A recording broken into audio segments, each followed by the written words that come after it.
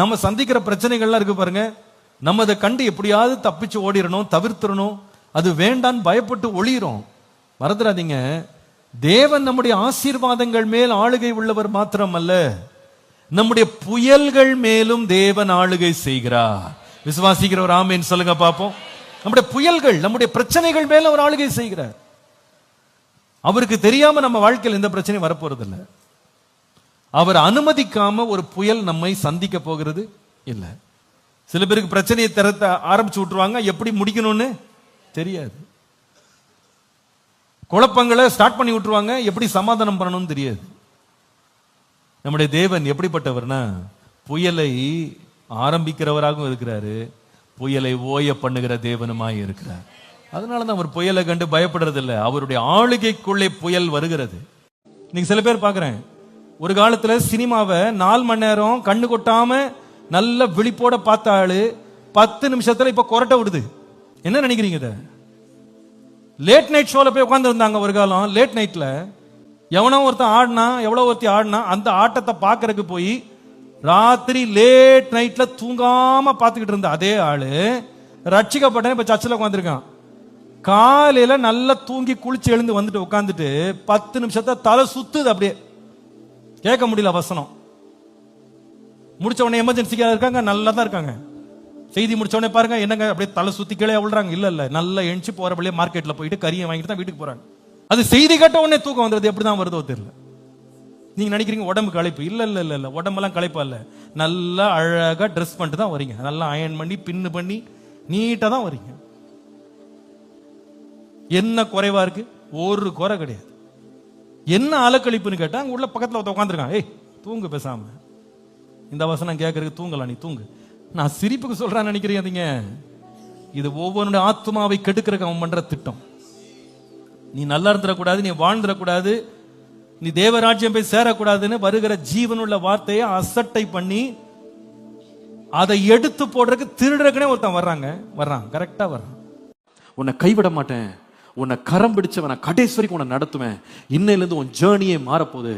ஒருவேளை இன்னைக்கு நீ இருட்டில் அலைஞ்சிட்டு இருக்கலாம், பட் கடவுள் உன்னை பார்த்து சொல்றாரு, இன்னைக்கு நான் உன்னை கரத்தை பிடிக்கிறேன். உன் பேரை சொல்லி ஆண்டவர் உன்கிட்ட சொல்றாரு, உன் பெயர் முதற்கொண்டா நான் அறிஞ்சிருக்கிறேன், உன் தாயின் வயிற்றில் உருவானது முதற்கொண்டா நான் அறிஞ்சிருக்கிறேன், நீ எங்க அலைஞ்சு திரிஞ்சான்னு எனக்கு தெரியும், நீ எங்க தொலைஞ்சு போன எனக்கு தெரியும், உன்னை கொண்டு வந்து சேர்க்கிற வரைக்கும் நான் ஓய மாட்டேன், நான் உன்னை ரெஸ்கியூ பண்ணுவேன். நீ நம்பிக்கை இழந்திருக்கலாம்ப்பா, நீ லைஃப் ஃபெயிலியர் முடிஞ்சிருச்சு ஃபுல் ஸ்டாப் அப்படின்னு வச்சிருக்கலாம். ஆனா ஆண்டவர் அந்த ஃபுல் ஸ்டாப்பை கமாவா மாத்துறாரு. அவர் சொல்றாரு, there's lot more to go. நீ போக வேண்டிய தூரம் வெகு தூரம். உன்னை நான் ரெஸ்கியூ பண்ணுவேன், உன்னை திரும்ப நான் எல்லாத்தையும் திரும்ப தருவேன், உன்னை கொண்டு போய் நான் மறுபடியும் சேர்ப்பேன். என்னுடைய ஆண்டவர் உண்மை உள்ளவர். ஹல்லேலூயா. ஒரு ஜீவனுள்ள தேவன் இருக்கிறார். அவருடைய நாமம் வந்து இயேசு கிறிஸ்து. அன்புள்ள தேவன், உனக்காக மனதுருகுகிறவர்.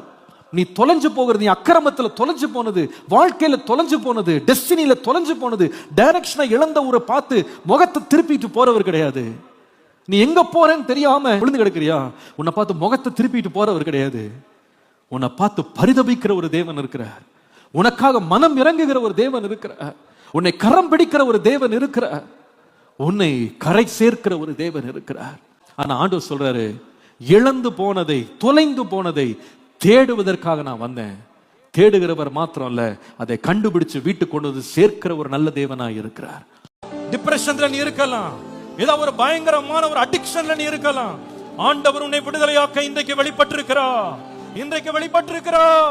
பாஸ்டர், இதை விட்டுறணும்னு நான் முயற்சி பண்றேன், இருந்து விடுதலையாயிடணும் நான் முயற்சி பண்றேன், யாராவது என்ன விடுதலையாக்க மாட்டாங்களா நான் கதறிக்கிட்டு இருக்கேன், எனக்கு இதை செய்ய பிடிக்கல. ஒரு நிமிஷம் சந்தோஷப்படுறது போல இருக்கு, அடுத்த நிமிஷம் பயங்கர வேதனை, குற்ற மனசாட்சி மனசை வாதிக்குது. இப்படி தவறு பண்ணிட்டேனே, இப்படி என் வாழ்க்கை நாசமாயிடுச்சே, என் வாழ்க்கையில இவ்வளவு தீங்கு வந்துருச்சே, இவ்வளவு கெடுத்து கொண்டேனே, இருதயம் ரொம்ப என்ன வாதிக்குது. சொல்றீங்களா?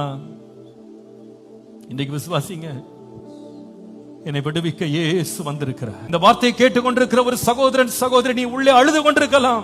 எனக்கெல்லாம் ஒன்றும் பிரச்சனை இல்லை பாஸ்டர், எல்லாரும் தான் இந்த தப்பு பண்றான், எல்லாரும் தான் இந்த பாவம் பண்றான், நான் மட்டுமா பண்றேன், அதெல்லாம் சரியாயிடும், நான் கண்ட்ரோல் பண்ணிடுவேன், எனக்கு கான்பிடன்ஸ் இருக்கு. ஓடாதப்பா, அவன் உன்னை புடைக்க நிறுத்தவே மாட்டான். நீ ஒண்ணு இல்லாம பதறா போற வரைக்கும் விட மாட்டான். ஆனா தேவகுமாரன் உன்னை விடுதலையாக்க வெளிப்பட்டிருக்கிறார். இன்னைக்கு அவரை நோக்கி கதறி கூப்பிடு, எனக்கு முடியல ஆண்டவரே, என்னால என் மைண்ட கண்ட்ரோல் பண்ண முடியல, தயவு செய்து எனக்கு உதவி செய்ய ஆண்டவரேன்னு கூப்பிடு. அவரை நோக்கி கூப்பிடும் போது அவர் இறங்கி வந்து உனக்கு விடுவிக்க வல்லவர், உன்னை விடுவிக்க வல்லவர்.